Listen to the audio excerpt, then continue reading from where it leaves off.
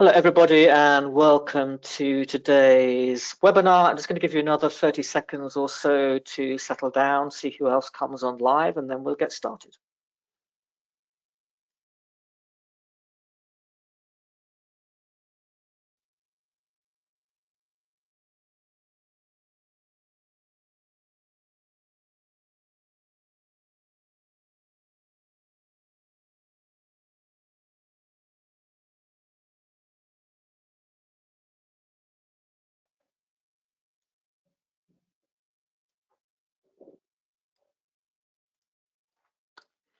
All right, great. So thank you, everybody, for joining today's webcast. I'd like to introduce Mike Jones, who's Vice President of Product Development at US Cloud. How are you doing this morning, Mike? Hey, Russell, how are you doing? I'm doing good. I'm very good, and I'm Russell Smith, Editorial Director of Petri.com for you that don't know me. Today's webinar is going to be looking at a little bit about why customers are confused by the mixed messages coming out about third-party support and the pressure that they're putting on customers to stay with unified support. Of course, in a time where IT budgets are increasingly tight and leaders need that clarity and not fear. So we're going to be busting several myths based on the experience of US Cloud and the general picture of things going on out there, and hopefully clarify the situation for you. So a little bit of housekeeping before we start chatting. So all attendees are on mute, but if you want to ask any questions to Mike during the course of the webinar, you can put them in the questions box in the GoToMeeting window, and we'll come back to them at the end of the webinar and get those answered for you. Okay, so let's get started. So Mike, a lot of enterprises are telling us that they're paying more for unified support, but feeling like they're not getting as much. So from US Cloud's perspective, what's changed with Microsoft's support model over the last few years? Sure. So to kind of go back a few years to put it all into reference, Microsoft announced what was known at the time as Project Volta, which is now known as Unified Support, back in 2016. When they started shifting the model in the market in 2017 with their early adopters in this Unified Support program, the inception of this was very simplistic. What they had was a consumption-based model with their old Premier Classic model, and that model was you buy a bucket of hours in reactive, proactive, and service delivery, which what they call TAM time, and you could estimate the need or budget the need of support year over year. Well, now fast forward to where we are now, we're now almost 8 years into unified support, and unified support is that unlimited all-encompassing model. So unlimited break fix support and some additional enhanced services or add-on services. And the way it's based is not necessarily on the need for support for the customer. It's now based purely upon your licensing spend. So how much you spend under your agreement, whether it's an EA, an MCA, all of those things are taken into consideration across 3 buckets. So they look at user, server, and cloud licensing. They take a percentage of each of those buckets and then give you a cost for support purely based on what you're buying. So the model has shifted to this. It's no longer how smart your IT, how capable they are to solve the challenges around your Microsoft ecosystem. Your support cost is purely based on what you're purchasing. So with that, what customers are seeing over the last few years is rapid annual price increases. So year over year, we're seeing somewhere in the area of a minimum 10% for most customers, up to we've seen 400% on that first year renewal of unified support. So just very, very shocking price increases from Microsoft. And another point I'll make is that all you can eat model doesn't actually match what actual customers or need for support is. With this, you get everything built into this model. And by the way, it's not all encompassing because there are add-ons, and there's a lot of add-ons to the service of the base unified support package, which just incrementally rises your costs year over year. So with the new deployments of Microsoft and the new changes that they're pushing out, example, the most recent one is AI with Copilot, and pushing that down to customers in driving adoption in that Copilot consumption model, it's going to change not only your EA or licensing agreement cost, it's also going to increase your support costs quite considerably. So those forced migrations and those changes are tying customers into this price increase based on their commitments that they're making, both on their licensing and their support agreements. And then overall, I think my final point to that would be there is a declining quality that is very prominent within the unified support market today. So customers are seeing higher costs, lower quality in the support, slower response times from Microsoft, from an offshore outsourced support model that they have. And customers are starting to say, look, these costs are not equating to the overall value that I'm getting from here. And they're starting to look at other options, and they should. Mm-hmm. Right, sneaky. So is this something that was buried in the small print, or did they kind of announce this out clearly for customers? So there was a very clear message as far as, hey, unified support is coming and we're moving to this model. They've already made 2 different iterations to that model since they announced it in 2017. So they're already making Delta changes, but those changes haven't necessarily positively impacted customers. So the fine print, I think, is not even really adequate to say either. It was really, customers didn't understand what the change in this model would equate to from a cost perspective. Because Microsoft really wooed people into the unified support transition by giving them first year immense discounts. So these, for lack of a better word, they're made up discounts that they were going to give customers to switch over to unified. But in reality, you get hit with that first year renewal and true up, and it was shocking. So I don't think it was a very well educated base that they provided on, hey, here's how it's going to look, not just first year, here's what it's going to look like year 2, year 3, and beyond. And customers weren't able to really budget for that, especially with the change in conditions where you're seeing, 30 to 400% year over year increase. Right, got it. So for those of us on the call that are maybe hearing about US Cloud for the first time, can you give us the big picture overview? Who is US Cloud and what makes you different from a typical Microsoft support provider, for instance? Yeah, absolutely. So US Cloud is the #1 Microsoft Premier support alternative to Unified. We created this third-party support market for Microsoft back in when they announced that Project Bolter, aka Unified, was going to come. We knew, our leadership team knew that this was not going to be well received by the entirety of the customer base. It is not a one-size-fits-all model. There needs to be customization. There needs to be price scaling that is comparable to the services you're delivering.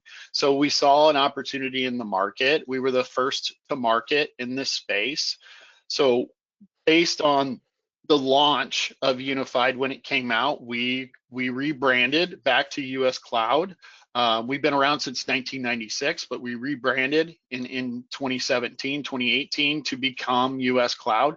And our goal is pretty simple. We want to provide a choice in the Microsoft support marketplace that did not exist outside of unified support. Our mission is really clear. We want to provide faster support for less cost. In our offering, you buy the hours you need, not the hours Microsoft mandates you must buy based on your licensing. We don't care what licensing you purchase. We support the entire Microsoft ecosystem, and it's a consumption-based needs model where you're only buying the hours of support that you need to support you. We have a 100% US-based engineer. We provide 24/7 enterprise support. We don't staff level 1 engineers. We only have senior level engineers with a minimum of 5 years. Our average is around 16 years experience. So you're getting those high level resources right out of the gate to provide you with the best support possible. Okay. So from what I've heard, Microsoft sales reps seem to be pushing back hard when customers even mention third-party support. So why do you think Microsoft feels so threatened by companies like US Cloud? So I think if I put my Microsoft hat on, I would say that they are worried about this space because they don't have control over it. That's the first thing that I would say. There's nothing in Microsoft's agreements that prohibit third-party support, and there shouldn't be. They should not prohibit customers for using partners or a third-party alternative if it makes sense for their organization.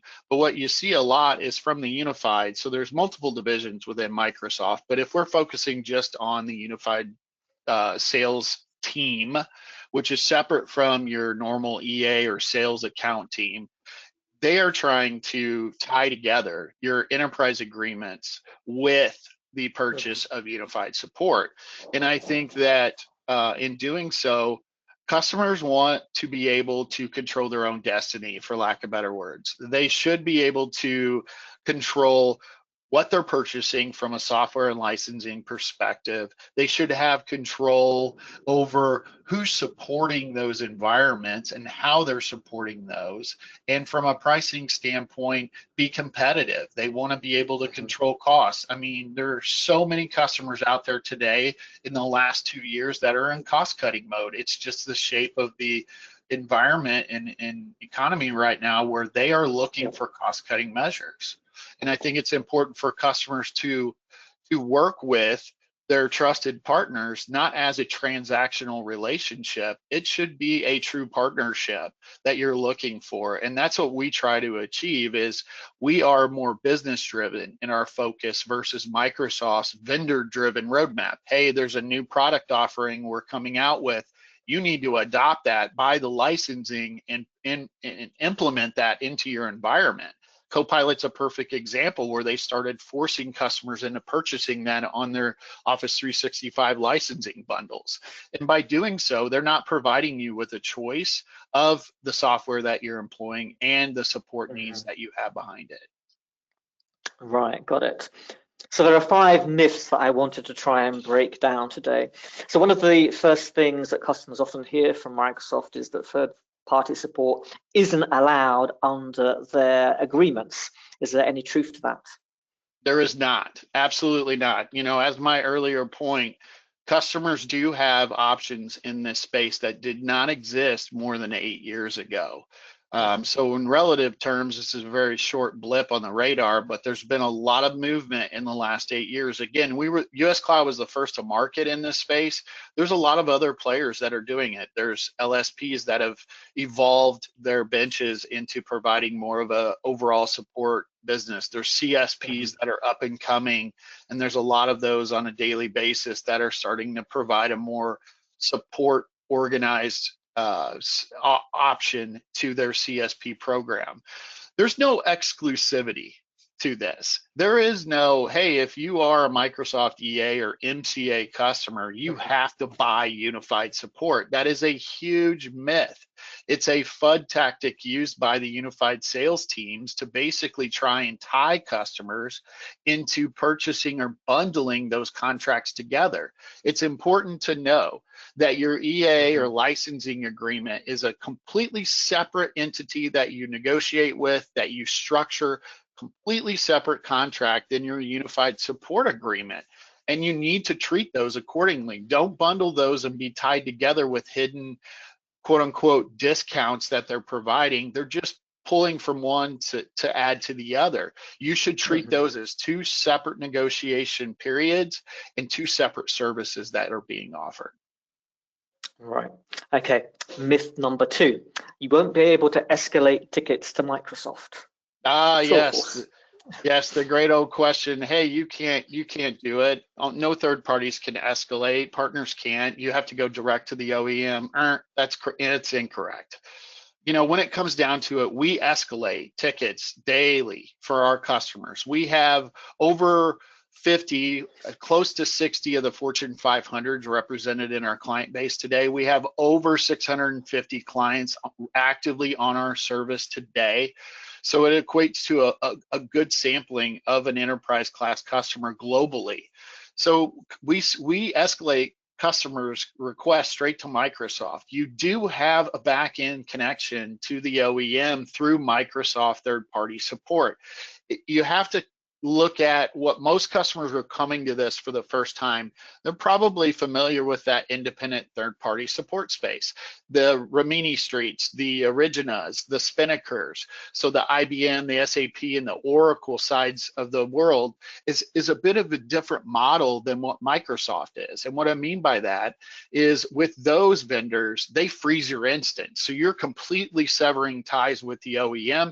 You're coming over to their third-party service. They're encapsulating or freezing that instance, and they're supporting that 100% directly to the customer with no interaction with the OEM. Microsoft is not that way. With all of the cloud technology like Azure and all of its components within it and Office 365, Microsoft is still coding and owning the overall product strategy and support for those products because they own the back end. So when you are going to a third party, understand that there needs to be, and there is available to them, an escalation path directly to Microsoft. It works the same way as Microsoft Unified stands today. In fact, the partner support, when a partner escalates a ticket for a customer, it is the exact same unified support team that the customer would deal directly on a contract with Microsoft. So only a small percentage of that is actually even factual, right? Yes, you go through a partner. Now, instead of going direct to Microsoft, the goal of that is your partner has the capabilities to resolve a majority of the cases that you would escalate directly to Microsoft. And if they're able to do that, only a small percentage of that from there should go to Microsoft on behalf of the partner and you.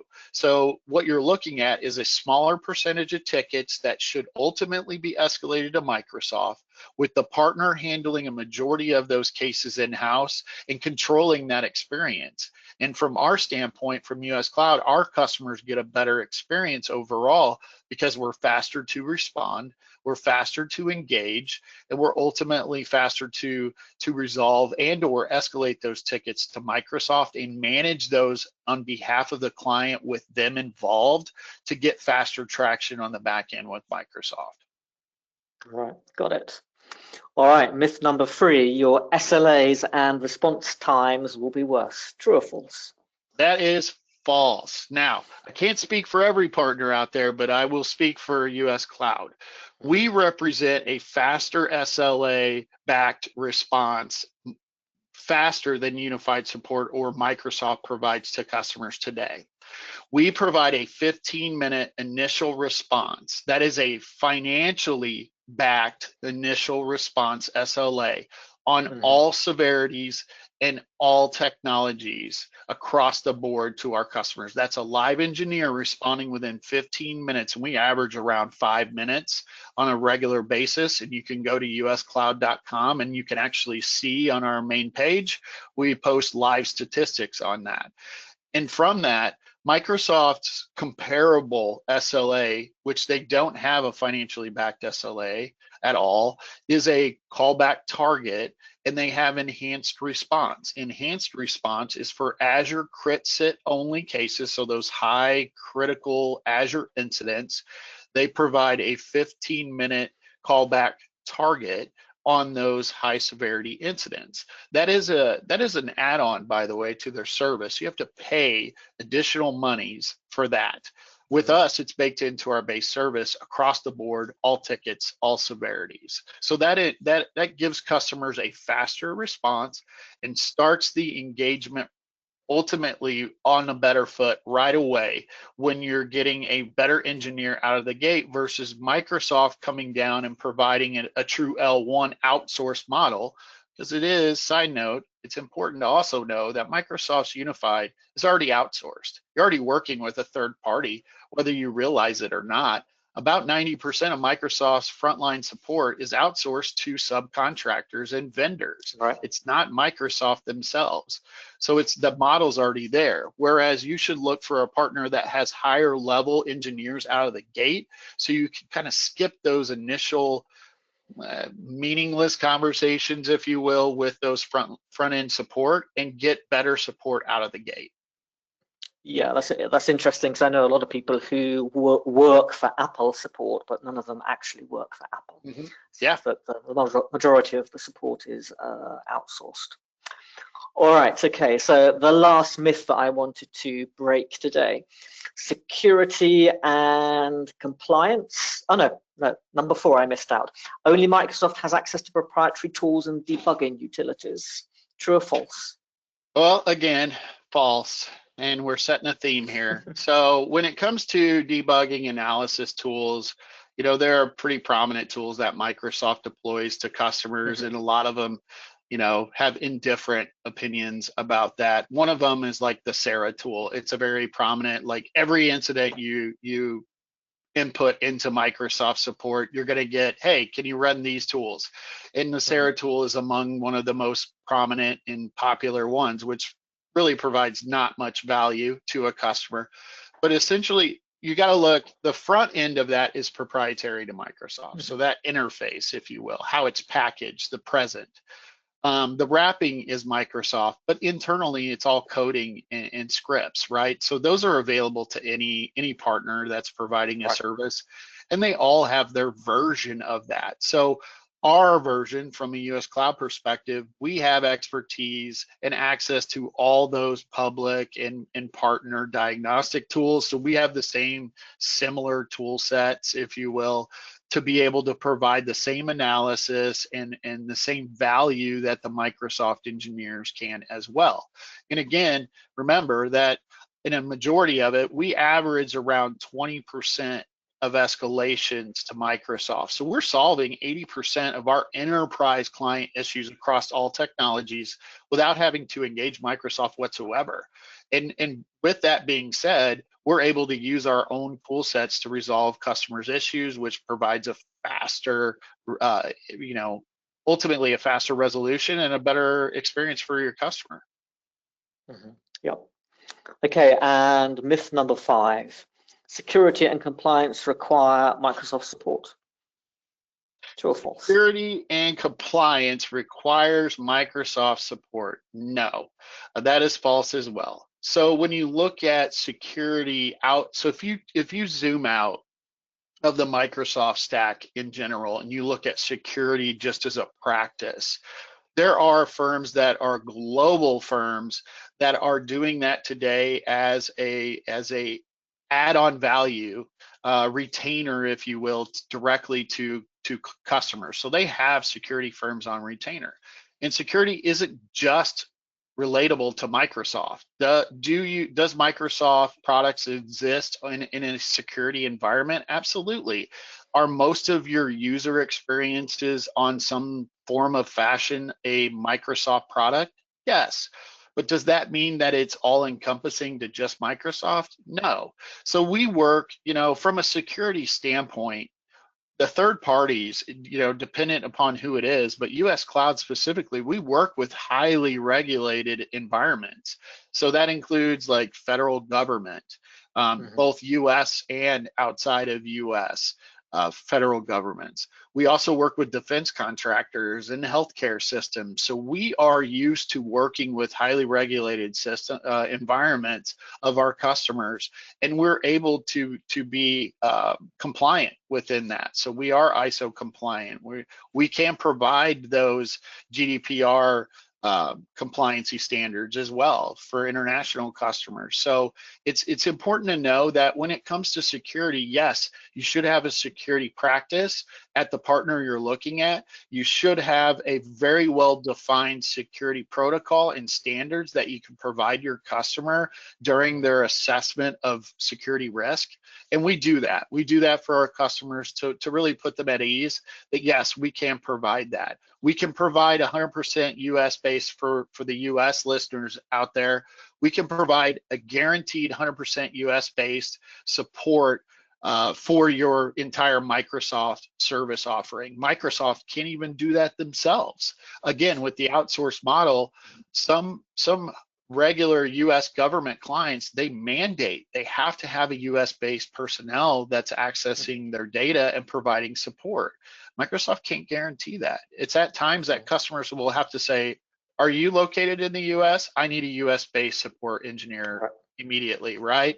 And then for our non-US based customers out there and listeners out there, you know, we can abide by your security protocols. So it's very similar to what Microsoft provides today. Right, got it. Okay, for everybody listening, just a quick reminder that if you've got any questions for Mike, then please put them into the questions panel in the GoToMeeting app or in the web browser if that's how you're joining us today, and we will get around to answering those at the end of today's discussion. All right, so beyond the cost savings, what are some of the tangible benefits that US Cloud delivers that customers actually might feel day to day that Microsoft doesn't offer?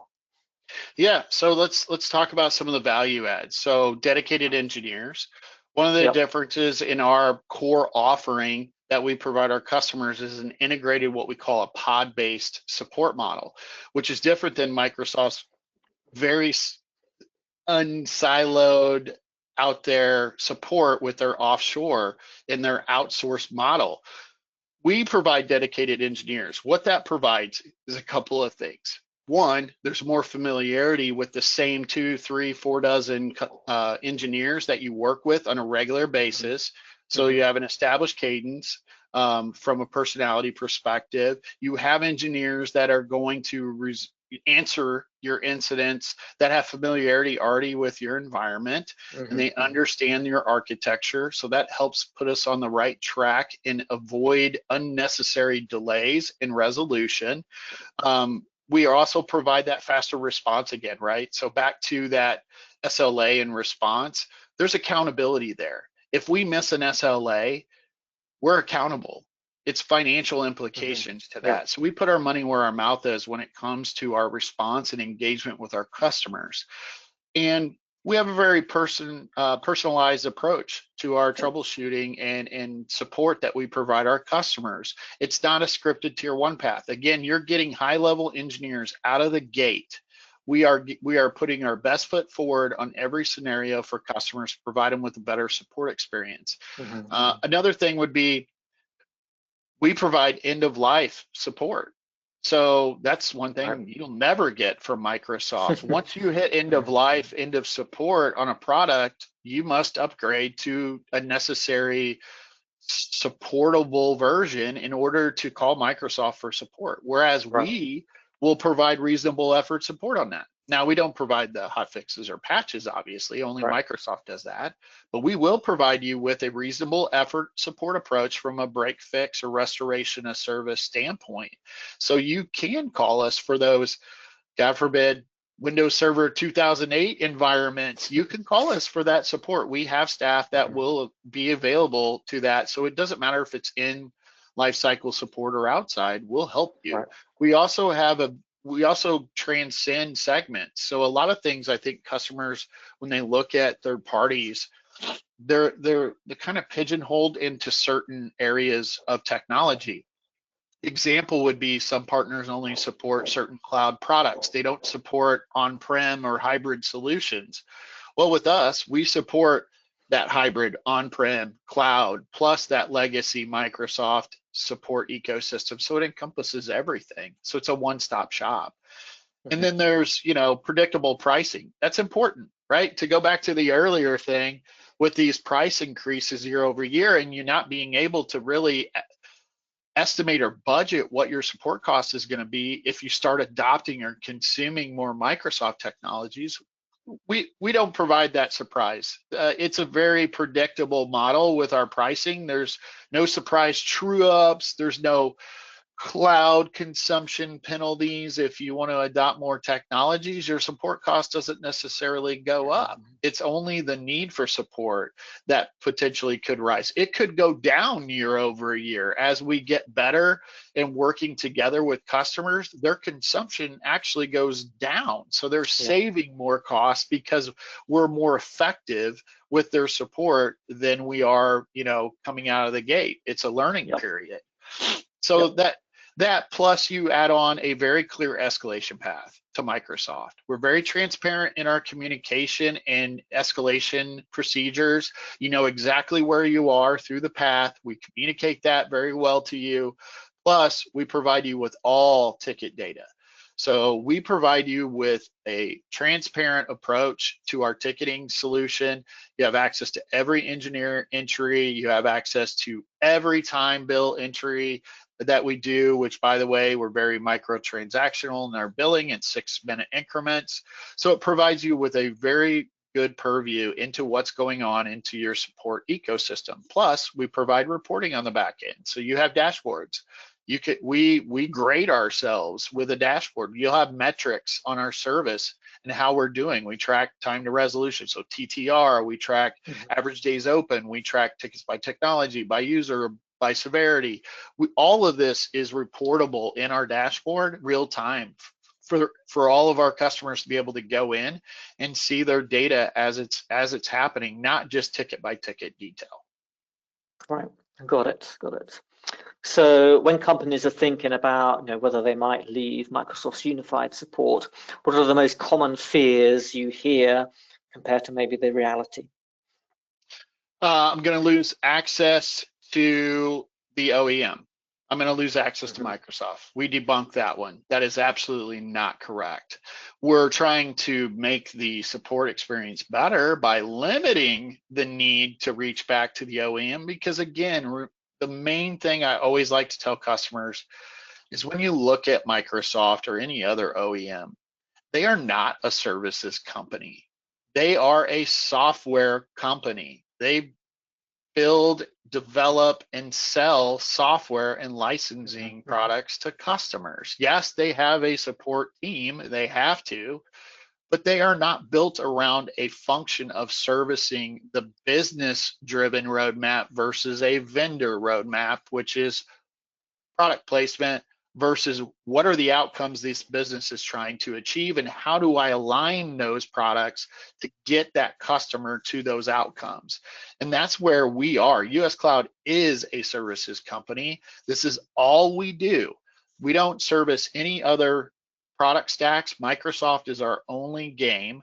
And this is all we do is provide that enterprise support, both reactively, proactively, so project-based services are included, advisory. We also provide those health checks, assessments, migrations, all of that, and consulting. So we give you that true architect dedicated resource level approach as part of our product. So it's important to know that when you're looking at that, that is some of the things you're going to hear from Microsoft. They can't escalate to the OEM. You don't have access to Microsoft once you leave us. That's not correct.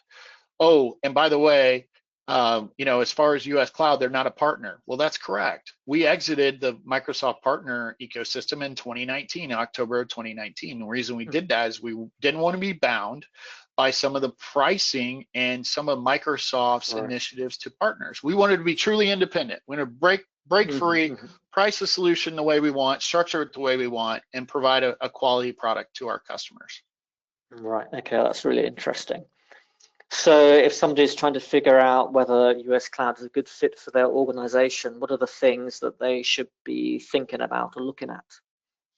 So you definitely want to look at, obviously, where are you with your support renewal, right? So it's important. Timing is very important. You want to give yourself adequate time to find the appropriate due diligence, if you will, on those partners or support options. So usually leaving yourself with around 6 months prior to your renewal is optimal. It's not mandated. We've spun up customers in a matter of 2 weeks before. But let's say perfect world scenario, 6 months coming up to your unified support agreement or external partner support agreement. Start going out there and starting those discussions. You want to do your diligence, again, go through the entire vetting process. You want to make sure that, one, the services that they're providing all encompass to the Microsoft products and services you're supporting today. You want to make sure that they meet from a response aspect, how their processes align with your internal company goals. Faster response, faster engagement. You want to make sure that that's all engaged there. You want to make sure, hey, they're 24/7, because not all partners are made alike. Some only support, like CSPs, they support business hours, Monday through Friday. They're not available on the weekends. They're not available on call for those overnight things go off. It's a critical situation. So making sure they have a full 24/7 capability is probably important to your organization. Also making sure that they encompass the entire stack of products. Not all partners, again, are made alike when it comes to support capability. They may not have capabilities in SQL or Power Platform, as an example, but they're very focused on Azure infrastructure as a service or SaaS. Make sure that they're encompassing the product stacks that you need to support your organization appropriately. Right. So let's get down to the nitty-gritty. How hard is it to transition away from unified support? What would that process actually look like for a customer? Yeah, so it's actually very simple. And when I talk to customers, that transition question is usually behind the real reason, which is, what is the risk associated with me moving to a third party? And the simple answer is there's minimal risk to you as a customer looking or moving to a third party option. It's a vetted market. It is out there. Go talk to the Gartners. I mean, the Infotechs, the directions on Microsoft, those analysts, that's all they do is research these third-party industries. It is a known market, and customers need to understand. It's surprising, but not at the same time, that customers still don't know that there are other options outside of Microsoft Unified that exist today, and they're viable options. So understanding that there are options in this market space, when you are going out there and you're evaluating and you're looking to that transition should be fairly seamless. Make sure that the provider, like US Cloud, we have a very thought out, well-built transition or onboarding process where we do a lot of due diligence on the front end to make sure that transition is as seamless as possible, like ticket ingest, right? A thing that some people overlook. You have open active cases with Microsoft Unified. When your support contract with Microsoft ends or lapses, they close those tickets. They auto close all of them. So getting a download or an export of all those active incidents, and then working with a partner to prioritize those and create an ingest plan is an important part of that step. Another part is the overall environment, what I call environmental discovery process, where we'll work with the clients to identify their technologies that they utilize within their business, current, upcoming projects, challenges within the business, issues on those product technologies in Microsoft. And then we'll deep dive with their stakeholders to make sure we understand their environment as best as we can prior to the day one, flip the switch, if you will, and come on for service. Right. That provides a very important aspect to the transition. Now, there are some other steps that are, more admin related that are involved in that, but know that in a typical period when a customer makes the decision to move over, typically 2 to 4 weeks is our golden window where we can accomplish all of those tasks and be very confident that a customer is going to seamlessly transition over to US Cloud or another third party versus Unified. Right. So for anybody who's on the call or watching this on demand later and they still maybe a little bit unsure, maybe thinks it's a bit of a risk by breaking away from Microsoft still, what would you want them to walk away with today? I would say you have options. If you're struggling with support quality with Microsoft today or your other third party, there are options. If you are struggling with cost increases, whether it's consistent or year over year, you can't estimate what your true up or renewal uptick in cost is going to be, you have options. If you are looking for as good or better support experience at a fraction of the cost, and we typically guarantee our customers 30 to 50% savings of unified. So it's a pretty significant savings you can invest back into the business. Then you have options. Go to uscloud.com. That's the easiest way. You can work through that. You know, a lot of customers will get referred to us from their Microsoft analysts like Gartner, Directions on Microsoft, or Infotech. Yes, speak to them. Ask them about third-party options for Microsoft support. Come check us out, uscloud.com. There's a little top right, you can say request more info. You get in touch, we'll contact you very quickly, and then we can start that journey and education process to see if it's a good fit for you and your organization. Got it. All right, thank you very much. So now it's question time, so it goes open to the floor. Okay, I think it's a question from Todd. I'm not quite sure what you're referring to specifically here, Todd, but you've put proactive or advisory support.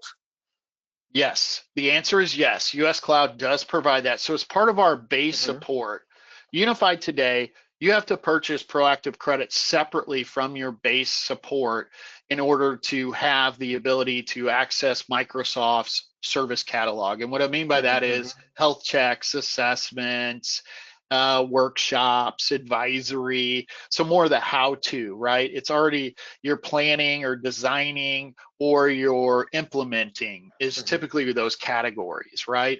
That's all built into our base offering. So you get that out of the gate. So reactive, proactive advisory, what we call proactive advisory calls. So it could be a 30-minute call with an implementation engineer, because those are different than your support engineers. You can work through a problem. Maybe you're doing a implementation or a design yourself and you just want a second set of eyes for someone to check it. That's what we can do. All the way up to implementations and migrations. So we can do large scale projects of migrations of Microsoft existing technologies. Absolutely, we can do that. We're doing a lot of VMware to Hyper-V. We're doing a lot of co-piloted adoption services and integration services for 365, for Azure, for security.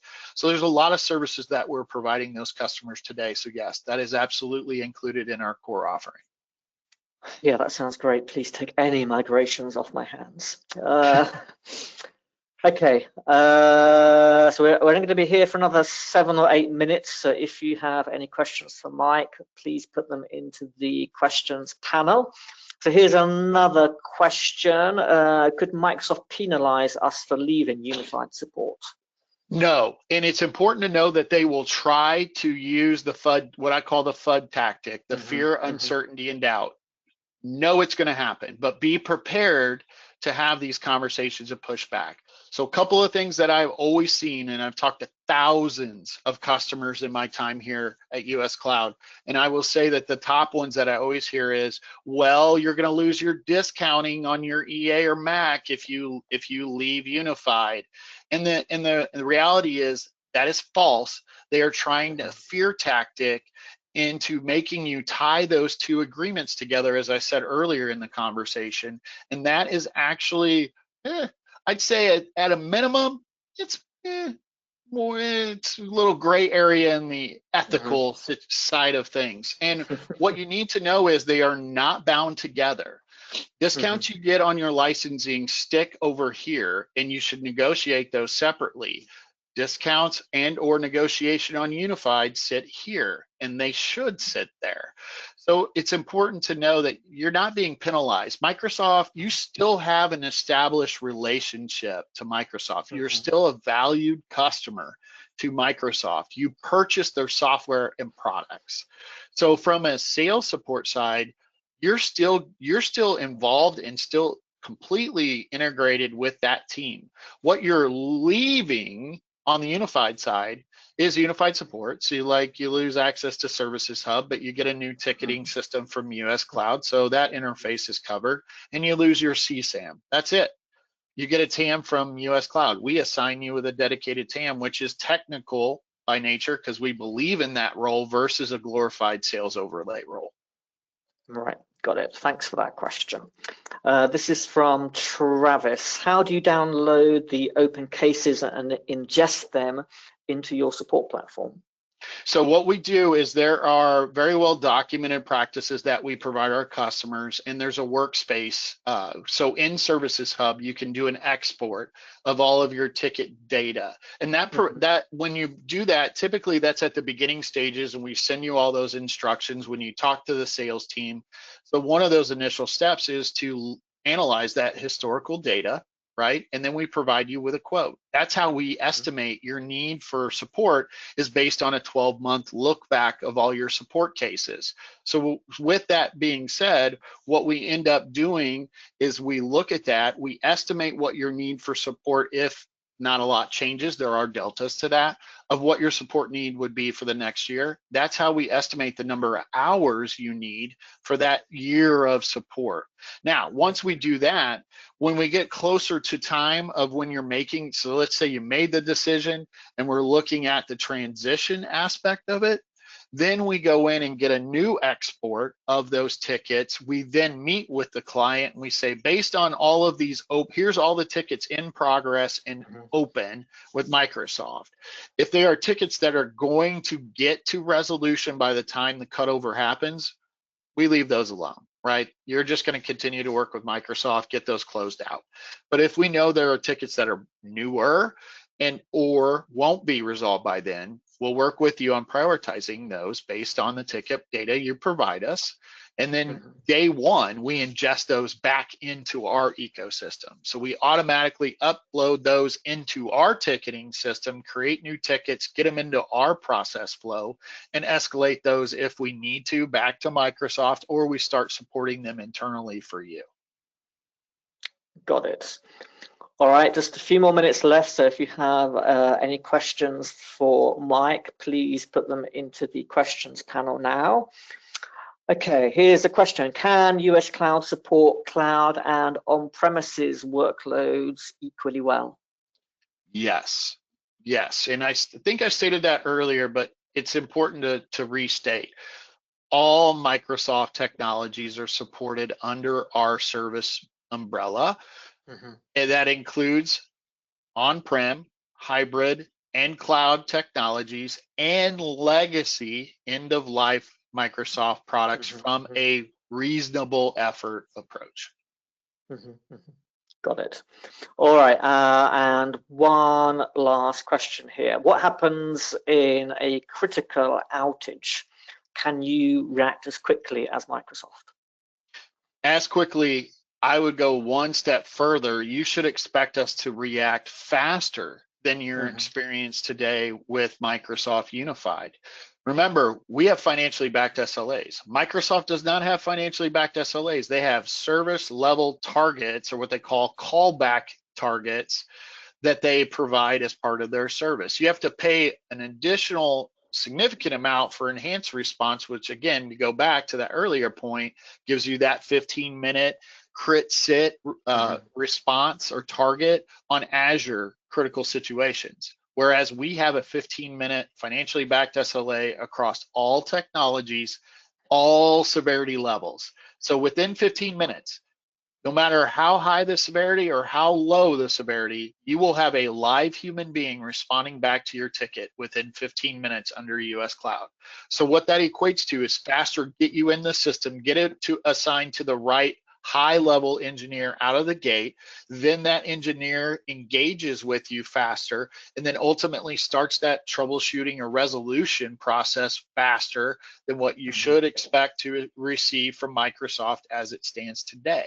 That all comes together to equate to faster resolution times for US Cloud customers, and they should expect that coming out of the gate. Great, got it. All right, well, thank you, Mike, very much for the information. Yeah. That's really interesting. And thank you, everybody who attended the webinar live today and for your questions. Really appreciate your participation in that as well. So that's great. So do head over to uscloud.com, is that right? Yep, uscloud.com. uscloud.com, yeah, if you want to find out more about the services on offer. And that's it. We're going to wrap up today. So I'd like to thank Mike Jones again from US Cloud for giving us that really interesting information, everybody for attending. And we'll see you all on a webinar hopefully very soon, and have a great rest of the day. Take care.